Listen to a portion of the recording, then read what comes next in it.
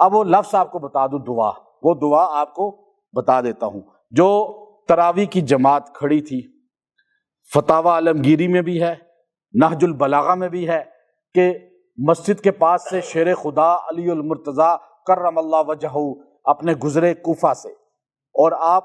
کے ساتھ آپ کے غلام تھے، تو آپ نے جب مسجد کے اندر سے قاری کی قرأت کی آواز سنی تو آپ کھڑے ہو گئے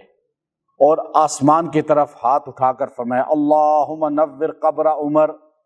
کما نور لنا مساجدنا،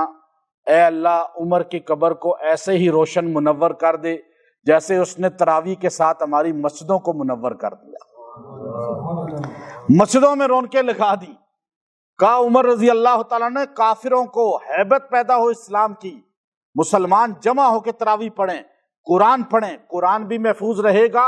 اجتماعیت بھی قائم رہے گی اور عبادات بھی ہوتی رہیں گی، اور ورنہ سست آدمی اکیلا نہیں پڑھ پائے گا، جماعت میں ساتھ شریک ہو جائے گا۔ اب آپ دیکھیے یہ جملہ کس نے کہا؟ شیر خدا نے، علی المرتضیٰ نے۔ الفاظ کہنے والا اس وقت جس وقت یہ الفاظ علی المرتضیٰ نے اپنی زبان سے کہے، ہمارا عقیدہ ہے اہل سنت والجماعت کا، اس وقت روئے زمین پہ علی المرتضیٰ سے افضل آدمی کوئی نہیں تھا۔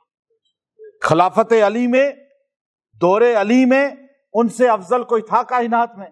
کوئی نہیں تھا۔ اب آپ افضل ترین آدمی اس زمانے کے، اور کھڑے ہیں مسجد کے پاس اور یہ جملہ کہہ رہے ہیں، اور جس کے لیے کہہ رہے ہیں وہ اس زمانے میں سویا ہوا تھا رسول اللہ صلی اللہ علیہ وسلم کے روضے میں۔